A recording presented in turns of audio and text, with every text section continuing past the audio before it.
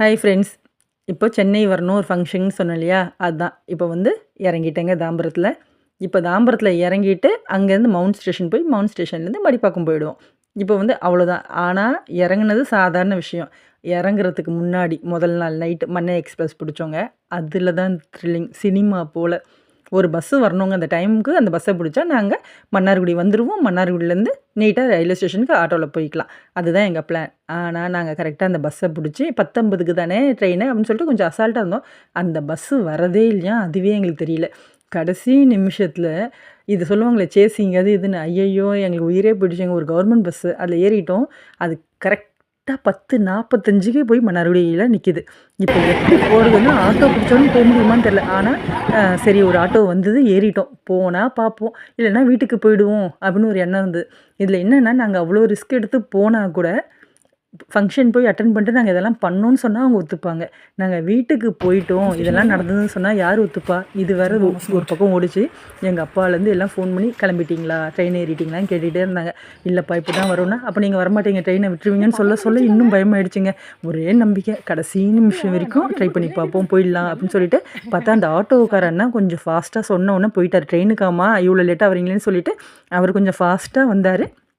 வந்துட்டு கரெக்டாக ட்ரெயின் எடுக்கிறாங்க. நாங்கள் போய் ஸ்டெப் எதில் வேணாலும் ஏறிடுவோம். அப்புறமா அடுத்த ஸ்டேஷனில் நீடாமங்கலம் வந்தால் கூட இறங்கி நம்ம வந்து கரெக்டாக கம்பார்ட்மெண்ட் போயிடுவோன்னு சொல்லிட்டு போனோம். அதே மாதிரி நாங்கள் ஏறினதுக்கப்புறம் ட்ரெயின் கிளம்பிடுச்சுங்க. ஐயோ இது மாதிரி இது வரைக்கும் இப்படி ஒரு எக்ஸ்பீரியன்ஸ் கிடையாது. ஏன்னா நாங்கள் எப்பயுமே ட்ரெயினுக்கு கிளம்புறதுக்கு 1 மணி நேரத்துக்கு முன்னாடி 1/2 மணி நேரத்துக்கு முன்னாடி நாங்கள் தான் போய் வெயிட் பண்ணுவோம். இதுதான் கரெக்டாக நாங்கள் போனது. அதுக்கப்புறம் போய் தாம்பரத்தில் காலையில் இறங்கியாச்சுங்க. இறங்கிட்டு அப்புறம் மவுண்ட் ஸ்டேஷன் போயிட்டால் அது ஒரு ஃபீலிங்க. மவுண்ட் ஸ்டேஷனில் வந்து நாங்கள் எப்பயுமே படிச்சுட்டு ட்ரெயின் ஏறி வரப்போ மாம்பழத்தில், அதாவது டி நகரில் தான் படித்தோம். மாம்பழத்துலேருந்து இது மவுண்ட் ஸ்டேஷன் வந்து அங்கேருந்து நாங்கள் வீட்டுக்கு போவோம் பஸ் பிடிச்சி. இப்போ மவுண்ட் ஸ்டேஷனே மாறி போச்சு, பெரிய ஸ்டேஷனாக ஆகிடுச்சு. சரி, அது ரொம்ப சந்தோஷமாக இருந்தது. இப்போ சென்னை இது மடிப்பாக்கம் வந்தப்போ மெட்ரோ போட்டுக்கிட்டு இருந்தாங்க. எனக்கு இப்போ இந்த பாதையே புரிய மாட்டேருந்துங்க. ஏன்னா எல்லாமே மாறி இருக்கா மாதிரி இருந்தது. நாங்கள் கொஞ்சம் வெளிச்சம் வரத்துக்கு முன்னாடி வீட்டுக்கு வந்துட்டேன். வந்த உடனே பேகை வச்சுட்டு நான் செஞ்ச வேலை, அவன் நிறைய என் தம்பி செடி போட்டு வச்சுருந்தாங்க. போன வாட்டி சின்னதாக இருந்து இப்போ எல்லாமே வளர்ந்துருச்சு. சரின்னு சொல்லிவிட்டு எல்லாத்தையும் சுற்றி பார்க்க போயிட்டேன். மாடிக்கு போய் பூச்செடி எல்லாம் பார்த்தப்போ கொய்யாக்கா நிறைய இருக்கா போல் இருந்தது. சரி இவங்கன்னா பறிக்காமல் விட்டுருக்காங்க, ஒரு வேளை தெரியல போல் அப்படின்னு சொல்லிவிட்டு நான் என்ன செஞ்சேன், இறங்கி ரொம்ப ஆர்வமாக போய் கொஞ்சம் பெருசாக இது வந்து அப்புறங்க இது எங்கள் சின்ன வயசுலேருந்தே இருக்க மரம், அதை வெட்டவே இல்லை. அது மட்டும் இருக்குது எங்கள் வீட்டில், மிச்செல்லாம் புதுசு தான். இப்போ வந்து அதில் இருக்கிறது நான் பார்த்து நல்லா செங்காவாக பெருசாக இருக்கிறது பறிச்சிட்டேன். அந்த சைடு இருக்கு இல்லையா, அந்த சைடில் இருக்கவங்களும் வாங்கிப்பாங்களாம். நான் என்ன பண்ணேன், இப்படி பறிச்சுட்டு சரி இன்னொரு கொய்யா மரம் வந்து அதுலேயும் பறிக்கலாம் அப்படின்னு பார்த்தேன். இங்கே பாருங்க பப்பாளிலாம் காய்ச்சிச்சு, எல்லாமே இப்போ காய்க்க ஆரம்பிச்சிச்சு. அவனுக்கும் என்னை போலயே பூச்செடி பழச்செடி இன்ட்ரெஸ்ட். அவன் என்னை விட அதிகம். அவனுக்கு வந்து இந்த குருவி அணில் சாப்பிடணும், நிறைய பறவை வரணுன்றதுக்காக இதை செய்யணும். இதை சுற்றி இது போல் க்ரீனாக இருக்குது, அவனுக்கு பிடிக்குன்னு வச்சுக்கோங்களேன். நிறைய செடிலாம் போட்டிருக்கான். நாங்கள் இன்னொரு மரத்துலையும் இதை பறிக்க ஆரம்பிச்சிட்டோம்.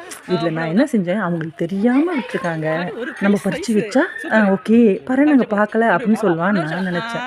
அவங்க சொல்கிறாங்க வீட்டில் இருக்க நாங்கள் பார்க்க மாட்டோமா, இது தெரியாமல் விட்டுருக்கோம் அப்படின்னு கேட்டு துப்புனாங்க தொடச்சிக்கிட்டேன்.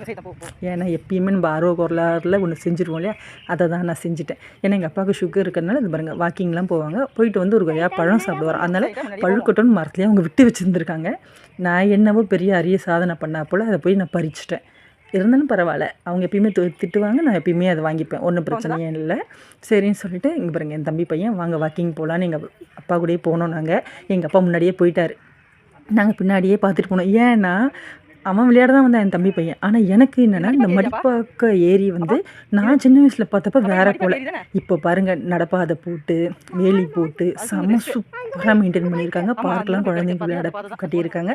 நிறைய கடைங்க, இல்லாதது இங்கே வாங்கலாம், எல்லாமே வாங்கலாம். இங்கே கிடைக்காது ஒன்றுமே இல்லைன்ற அளவுக்கு அவ்வளோங்க. நான் ஒரு 3 ஸ்டட்டு என் பசங்களுக்காக அதுக்கு வாங்கிக்கிட்டேன். பழம், இந்த சிப்ஸ் ஐட்டம் எல்லாமே இருந்ததுங்க. அந்த ஹெல்த்தியாக சாப்பிட்ற பீர்க்கங்காய், பரங்கிக்காய், பூசணிக்காய் இதெல்லாம் லட்டு செஞ்சு வச்சுருந்தாங்க. அப்புறம் பருத்தி பால் நிறைய கிடச்சிது. இந்த சமோசா, சுண்டல் இது போலலாம் நிறைய விற்றுருந்தாங்க. நிறைய பேர் வரதே வந்து அதை வாங்கி சாப்பிட தான் வாக்கிங்கே வராங்க. பாதி பேர் வாக்கிங் வந்தால் போலே போகிறாங்க. நான் வாக்கிங் வந்தது நடக்க தான் அப்படின்ற மாதிரி நடந்துட்டு அப்போ போயிடறாங்க. சில பேர் நான் சாப்பிட தான் வந்தேன்ற மாதிரி சாப்பிட்டுட்டு இருந்தாங்க. அது வந்து எப்பயுமே நடக்குமா? எங்கள் அப்பா வந்து நீங்கள் வாங்க பொறுமையான்ட்டு ஃப்ரெண்டில் போய் 10வது தெருவில் உட்காந்துருக்கேன் வாங்கினார். நாங்கள் பொறுமையாக வேடிக்கை பார்த்துட்டு போனோம். ஏன்னா நாங்கள் வந்து ரொம்ப வருஷம் ஆயிடுச்சிங்க வீட்டுக்கு வந்தால் கூட இந்த ஏரி சைடில் இப்படி வரதில்லை. எங்கள் அப்பா கூட இப்போ வாக்கிங் போகலான்னு சொல்லி வந்தேன். இதுவே இப்படி இருக்குது. எங்கள் வீடு வந்து மடிப்பாக்கத்துக்கும் புழுதிவாக்கத்துக்கும் நடுவில் இருக்குது. புழுதிவாக்க ஏரி இதை விட சூப்பராக இருக்குமா. அங்கே இன்னுமே நல்லாயிருக்கு. நாங்கள் இப்போ போகல, ஏன்னா டைம் இல்லை. ஏன்னா இப்போ நான் வாக்கிங் வந்தேன்னா என் சிஸ்டர்ஸ் 2 பேர் வந்து இன்னும் வர வேண்டி இருந்தது. அவங்க கொஞ்சம் லேட்டாக வரேன்னாங்க. அதனால் வாக்கிங் போயிட்டு நம்ம வந்து தேவையானதை வாங்கிக்கிட்டு வீட்டுக்கு போயிடலாம். வாக்கிங் வந்த மாதிரி இருக்கும். எங்கள் அப்பா கூடயே நடந்தால் போலே இருக்கும் ரொம்ப நாளுக்கு அப்புறம்ட்டு வந்துவிட்டோம். நாங்கள் வீட்டுக்கு போனப்போ ஒரு சிஸ்டர் மட்டும்தான் வந்திருந்தாங்க. இப்போ நாங்கள் என்ன செஞ்சோன்னா எல்லாத்தையும் பார்த்தோம். எனக்கு இது ரொம்ப பிடிச்சிருந்தது. நடக்கிறதும் தெரியல, வேடிக்கை பார்த்துக்கிட்டா போலயும் இருக்குது, நடந்தும் போயிடலாம். சூப்பராக இருந்தது. எனக்கு ரொம்ப பிடிச்சிருந்தது இந்த இடம். நாங்களும் பஜ்ஜி போண்டா இதெல்லாம் வாங்கிக்கிட்டு தாங்க வீட்டுக்கு போனோம். நிறைய நாங்களும் சாப்பிட்டோம். நாங்கள் வாக்கிங்லாம் போகல, நாங்களும் சாப்பிட தான் போனோம். அப்படின்றப்ப சோளம்லாம் வாங்கி சாப்பிட்டுட்டு அப்படியே போயிட்டோம்.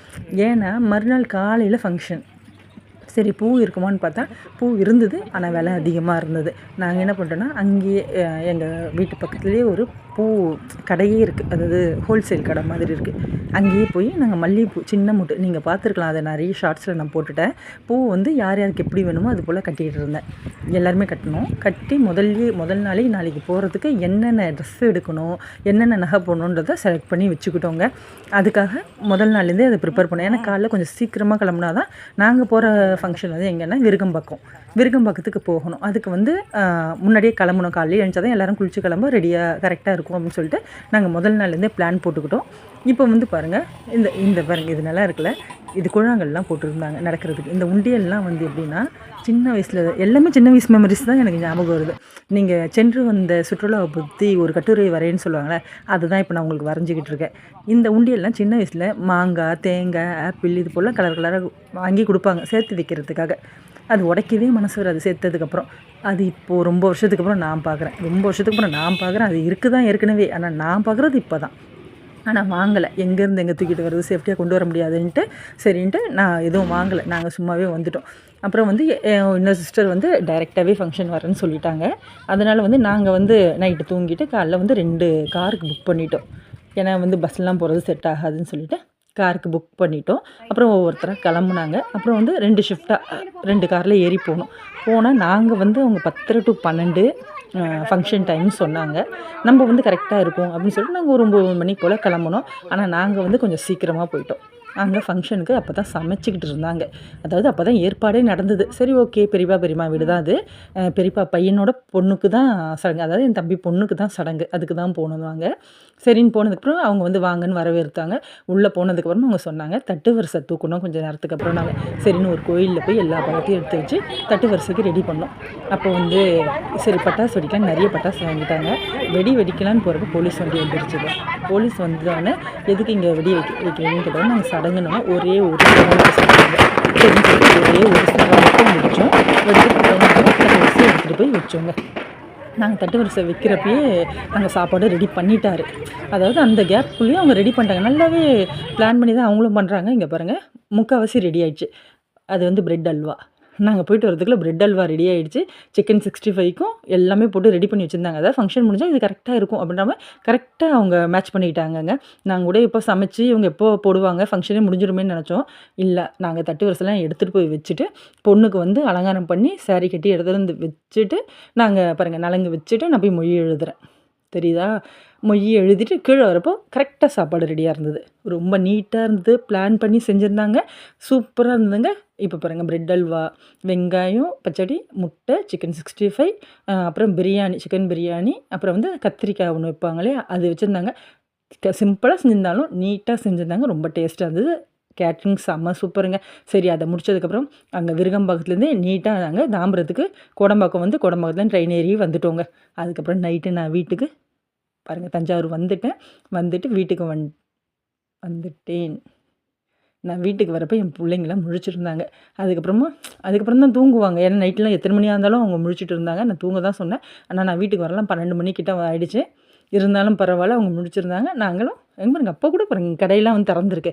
இது வந்து சென்னை போல் ஆகிடுச்சு. இப்போ நிறைய கடை இங்கேயும் திறந்துலாம் இருக்காங்கங்க. விடிய இருக்க கடை கூட இருக்குது. ரொம்பவே எனக்கு வந்து இந்த போயிட்டு வந்த பயணம் இருக்கு இல்லையா, அது ரொம்ப பிடிச்சிது. ஏன்னா ஒரு வம்பு தும்பு இல்லாமல் இவ்வளோ பேர் சேர்றதுல ஒரு கலகமும் இல்லாமல் பிரச்சனை இல்லாமல் நிம்மதியாக போயிட்டு வந்தது இந்த வாட்டி மட்டும்தான். எனக்கு வெரி ஹாப்பி. நான் போயிட்டு வந்தது உங்கள்கிட்ட ஷேர் பண்ண பிடிச்சிருந்தா லைக் பண்ணுங்கள்.